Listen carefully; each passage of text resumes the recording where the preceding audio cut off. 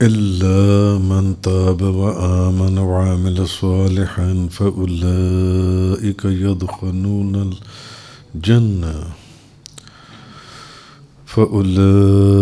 يدخلون الجنة ولا يظلمون شيئا، سوا ان لوگوں کی جنہوں نے توبہ کی اور ایمان لائے اور نیک عمل کیے تو وہی لوگ جنت میں داخل ہوں گے۔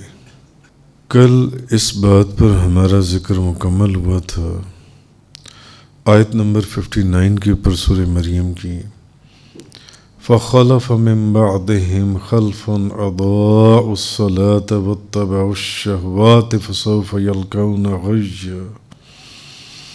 پھر ان کے بعد ایسے ناخلف آئے جنہوں نے نمازیں ضائع کیں اور خواہشات کی پیروی کی، تو آن قریب وہ غی میں جا گریں گے۔ اور غی کا میں نے بتایا تھا کہ غی جہنم کی وادیوں میں سے وہ وادی ہے جس سے جہنم کی وادیاں بھی پناہ مانگتی ہیں، اور ایک روایت میں ہے کہ 10 اواق حجم کا پتھر اگر جہنم کے کنارے سے جہنم کی گہرائی میں گرایا جائے تو یہ جو وادی ہے غی، اس وادی تک پہنچنے کے لیے اس کو 50 سال لگیں گے۔ وہ پتھر 50 سال گرتا رہے تب جا کے وہ اس وادی کے اندر داخل ہوگا۔ اور یہ جو غی کی وادی ہے، یہ جو لوگ سود خور ہیں، والدین کے نافرمان ہیں، زنا کرتی ہیں، اور اسپیشلی بات ہوئی تھی جو لوگ نمازیں چھوڑتی ہیں، نمازوں میں کوتاہی کرتی ہیں، ان لوگوں کے لیے یہ وادی غی کی جو ہے یہ تیار کی گئی ہے۔ اب یہ ذکر فرمانے کے بعد انبیاء کرام کا جو پیچھے تفصیل سے ذکر ہوا، اور اس کے بعد پھر تمام نبیوں کا اجتماعی طور پر ذکر ہوا، اور اس کے بعد پھر سب سے پہلے ان لوگوں کا ذکر ہوا جنہوں نے انبیاء کی مخالفت کی، یعنی ان کے برعکس طریقے کے اوپر چلے۔ مگر اب ان لوگوں کا ذکر ہے آج جو شروع ہو رہا ہے، اہل جنت کا، إِلَّا مَنْ تَابَ وَآمَنَ وَعَمِلَ صَالِحًا فَأُولَئِكَ يَدْخُلُونَ الْجَنَّةَ وَلَا يُظْلَمُونَ شَيْئًا، سوا ان لوگوں کے جنہوں نے توبہ کی اور ایمان لائے اور نیک عمل کیے تو وہی لوگ جنت میں داخل ہوں گے۔ بھلے جیسے بھی گناہ کیے تھے، جنہوں نے توبہ کی، ایمان لیا، نیک عمل کیے، تو وہ لوگ جنت میں داخل ہوں گے۔ وَلَا يُظْلَمُونَ شَيْئًا، اور ان پر بالکل ظلم نہیں کیا جائے گا۔ جنات عدن التي وعد الرحمن عباده بالغیب، ہمیشگی کی جنتیں ہیں جن کا رحمان نے اپنے بندوں کے ساتھ غیب سے وعدہ کیا ہے۔ انہو کان وعدہ مأتیا، بے شک اس کا وعدہ پورا ہونے والا ہے، بے شک اس کا وعدہ جو ہے اس کا وعدہ پورا ہونے والا ہے۔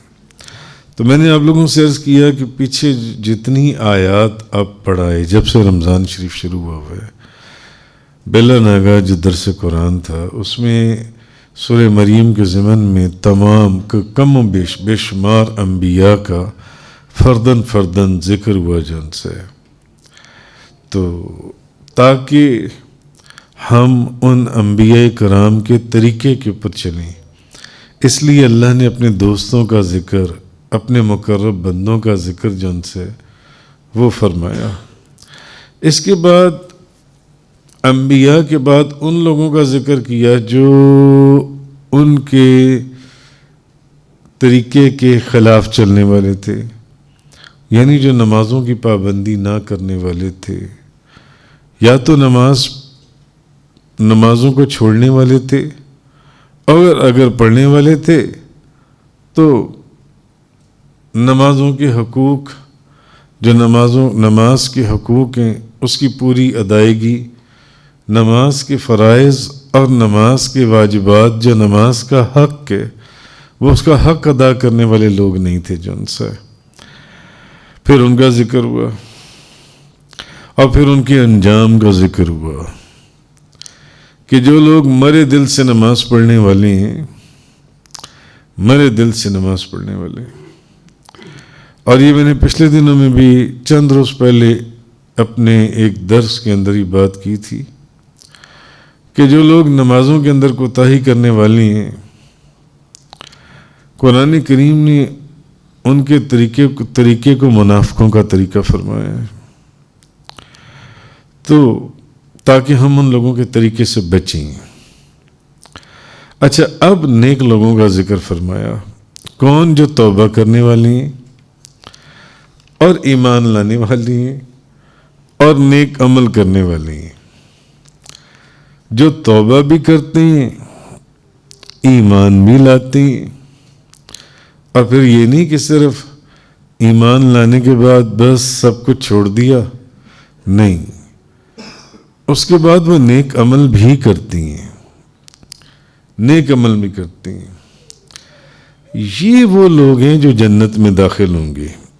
اللہ تبارک و تعالی نے فرمایا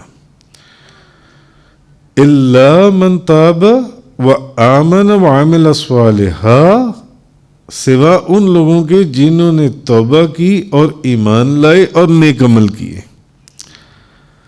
توبہ بھی کی اپنے گناہوں سے، ایمان لائے اور پھر نیک عمل بھی کیے. نیک عمل بھی نہیں کیے. یہ نہیں کہ بس میں کلمہ پڑھنے والا ہوں تو مجھے نماز پڑھنے کی کیا ضرورت ہے، مجھے اپنی زکوٰۃ دینے کی کیا ضرورت ہے، مجھے روزے رکھنے کی کیا ضرورت ہے، کہ جو اللہ تعالیٰ کے احکامات ہیں مجھے ان کو پورا کرنے کی کیا ضرورت ہے. وہ لوگ جنہوں نے توبہ کی، ایمان لائے اور ایمان کے بعد وہ پھر نیک عمل بھی کرتی ہیں، اب یہ لوگ ہیں جو جنت میں جائیں گے، جو جنت میں داخل ہوں گے، اور ان پر بالکل ظلم نہیں کیا جائے گا. ان لوگوں کے اوپر بالکل ظلم نہیں کیا جائے گا. اچھا، مفسرین فرماتے ہیں کہ اس آیت سے بعض لوگوں نے یہ معنی لے لیا، اس آیت سے انہوں نے یہ معنی لے لیا کہ جنت میں صرف وہ لوگ داخل ہوں گے جو مومن بھی ہوں اور صالح بھی ہوں.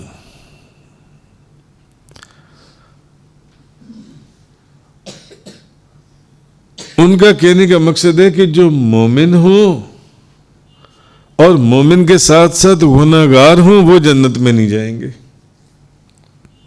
نہیں، ان کا کہنا یہ تھا کہ نہیں، جو مومن ہوں اور مومن کے ساتھ ساتھ صالح بھی ہوں، نیک عمل کرنے والی ہوں، بس صرف وہ جنت میں جائیں گے. انہوں نے کہا جو مومن ہے، کلمہ پڑھنے والا، اگر وہ گناہگار ہے اور اسپیشلی گناہ کبیرہ کا مرتکب ہے، وہ تو جنت میں نہیں جائے گا، وہ دوزخ میں جائے گا. اب بات سمجھیں کہ انہوں نے اس آیت سے یہ مطلب لے لیا کہ جنت میں وہ جائے گا جو مومن بھی ہو، کلمہ پڑھنے والا اور صرف نیک عمل کرنے والا ہو، وہ جائے گا جنت میں. جو مومن ہو مگر گناہگار ہو، گناہگار مومن ہو، وہ جنت میں نہیں جائے گا. تو انہوں نے اس کے یہ معنی لے لیا کہ جنت میں صرف وہ لوگ داخل ہوں گے جو مومن بھی ہوں اور صالح بھی ہوں. یعنی معلوم ہوا کہ جو مومن ہے اور گناہ کبیرہ کرنے والا ہے وہ جنت میں داخل نہیں ہوگا. ایسا نہیں ہے. اس ٹاپک کے اوپر یہ جو میں نے آپ کو بات سمجھائی ہے، میرے پہلے بے شمار دروس جو ان سے ہیں وہ ریکارڈ ہو کر اور پبلک ہو کر اپلوڈ ہو کر پبلک بھی ہو چکے. تو بے شمار اور قرآن مجید کی بے شمار آیات کی روشنی میں نے یہ چیز بتائی نہیں، ایسا نہیں ہے. مومن ہو بے شک گناہ گار ہو وہ اللہ کی رحمت سے بخشا جائے گا، اللہ تعالیٰ اس کو بخشے گا. بعض کو ویسے ہی بخش دے گا، بعض کو جہنم اور دوزخ کے اندر جتنی اس کی سزا بنتی ہے دینے کے بعد پھر وہاں سے نکالا جائے گا. مگر یہ نہیں ہے کہ جو گناہ گار ہے اس کو بخشا نہیں جائے گا نبی کریم صلی اللہ علیہ وسلم کی امت میں. نہیں، جتنا بھی گناہ گار ہے، شراب پیتا ہے، چوری کرتا ہے، سود کھاتا ہے، بدکاری کرتا ہے، زنا کرتا ہے، نماز نہیں پڑھتا، اس کی جتنی سزا ہے وہ سزا اس کو ملے گی. مگر اللہ اصل معاملہ سارا اللہ کے اوپر ہے.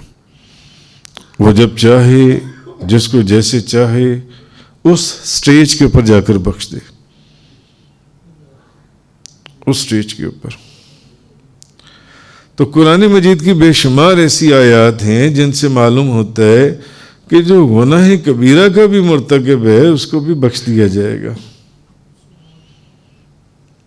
اللہ تعالیٰ اس کی بھی مغفرت فرمائے گا. وہ جس سٹیج کے اوپر بھی اس کو بخشنا ہے، بے شک پہلے بخش دے، بے شک بعد میں بخش دے، ڈائریکٹ بخش دے، یا پہلے جہنم کے اندر اس کی پوری اس کی جو سزا ہے وہ اس کو دے کر جہنم کے اندر، اس کے بعد اس کو پاک صاف کر کے جنت میں داخل کر دے. آگے فرمایا آیت نمبر 61 کے اندر، جنات عدن التی وعد الرحمن عبادہ بالغیب، ہمیشگی کی جنتیں ہیں جن کا رحمان نے اپنے بندوں کے ساتھ غیب سے وعدہ کیا ہے. جن کا رحمان نے اپنے بندوں کے ساتھ غیب سے وعدہ کیا ہے، بے شک اس کا وعدہ پورا ہونے والا ہے. اس کا وعدہ پورا ہونے والا ہے. اب نیک مسلمان جنت میں داخل ہوں گے. اب ایک بات تو اللہ پاک نے پچھلی آیت میں یہ ارشاد فرمائی، اور دوسری بات یہ کہ اب جنت کی صفات وہ بھی پہلے بے شمار لیکچرز کے اندر میں بیان کر چکا. جنت کی بزرگی، جنت کے فضائل، جنت کی کیفیت بے شمار لیکچرز کے اندر مختلف ڈائریکشن سے. اب یہاں ایک صفت بیان فرمائی کہ وہ جنات عدن ہے. عدن کے معنی ہے کسی چیز کا دائمی ہونا. وہ ایسی جنتوں میں داخل ہوں گے جو عدن سے تعلق رکھتی ہیں، دائمی جنتیں. یعنی وہ ایسے باغات ہیں جو ہمیشہ قائم رہیں گے. ان باغات کے اندر کبھی خزاں نہیں آئے گی، بہار ہی رہے گی.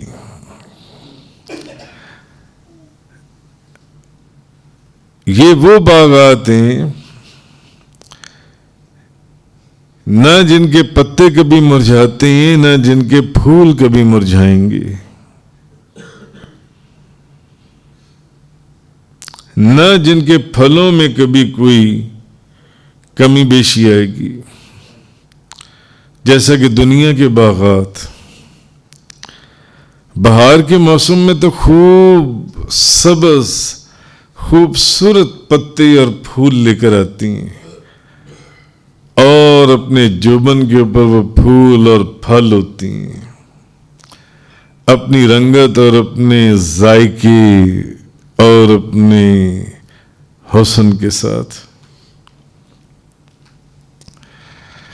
اور دوسری صفت اللہ نے یہ بیان فرمائی کہ رحمان نے اس جنت کا اپنے بندوں کے ساتھ غیب سے وعدہ کیا، غیب سے. جنات عدن التی وعد الرحمن عبادہ بالغیب، ہمیشگی کی جنتیں ہیں جن کا رحمان نے اپنے بندوں کے ساتھ غیب سے وعدہ کیا ہے، غیب سے.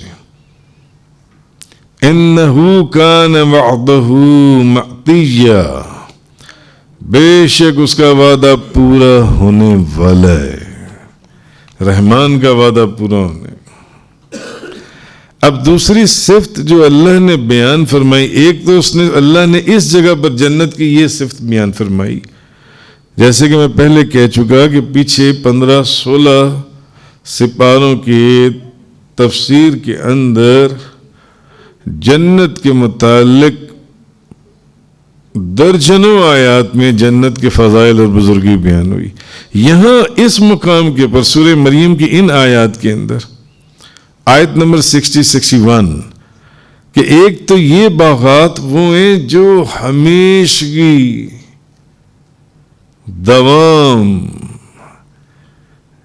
جو باغات ختم ہونے والے نہیں.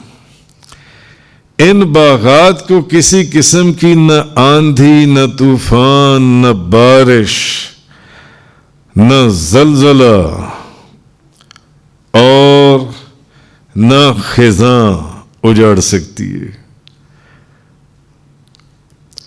یہ ہمیشہ ہمیشہ ان کے پتے سرسبز رہیں گے، ان کے پھول مہکتے رہیں گے،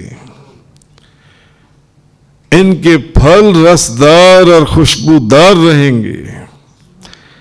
ان باغات میں کبھی خزاں نہیں آئے گی. یہ باغات اپنی کیفیت سے ہٹنے والے نہیں ہیں، ہمیشگی دوام ہے. اچھا، یہ وہ جنت ہے جس کا اللہ نے اپنے بندوں کے ساتھ غیب سے وعدہ کیا ہے. اللہ نے اپنے بندوں کے ساتھ غیب سے وعدہ کیا. یہ جنت ہے، یہ وہ باغات ہیں جن میں تمہیں داخل کرنا ہے انشاءاللہ. غیب سے وعدہ کیا.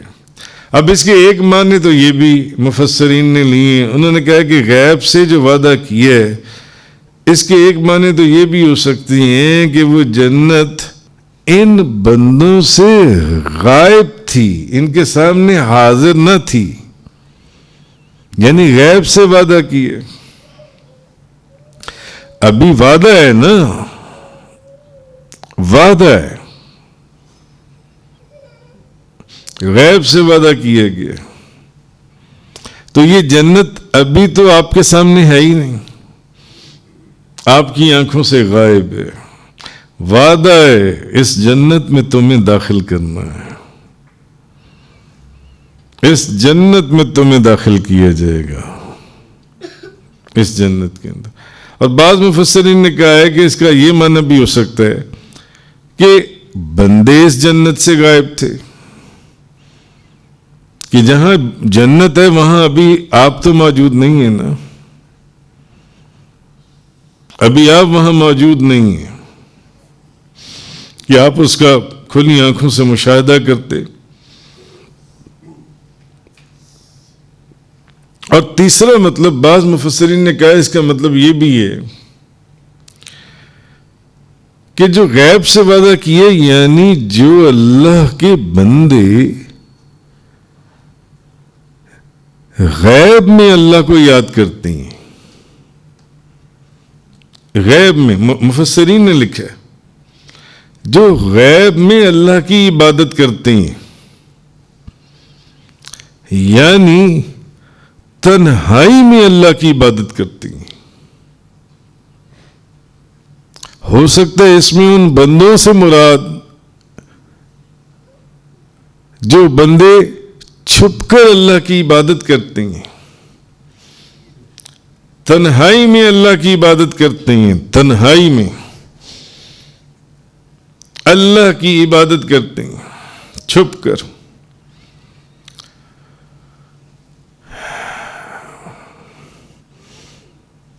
منافقوں کی طرح. منافقوں کا کیا کام تھا؟ پہلی بات تو یہ کہ ان کی صفت قرآن نے یہی بیان کی وہ مرے دل سے نماز پڑھتے ہیں، جس کی مثال میں نے چند روز پہلے یہ دی تھی کہ اگر نماز تراویح ہوتی ہے تو آپ مسجدوں میں دیکھتے ہیں کہ وہ پیچھے بیٹھے رہتے ہیں، وہ آپ کو پہلی صف میں نظر نہیں آئیں گے. ہر رکعت کے اندر وہ بیٹھے انتظار کرتے رہیں گے، حالانکہ انہیں کوئی عذر بھی نہیں ہے، وہ بیمار بھی نہیں ہیں، لاغر بھی نہیں ہیں، بوڑھے بھی نہیں ہیں، ضعیف بھی نہیں ہیں، مگر وہ انتظار کریں گے کہ جب امام صاحب رکوع میں جانے والے ہوں تو فوراً آگے جا کر رکوع میں کھڑے ہو جائیں. یہ وہ لوگ ہیں جن کو قرآن نے کہا کہ یہ مرے دل سے نماز پڑھتی ہیں، مرے ہوئے دل سے.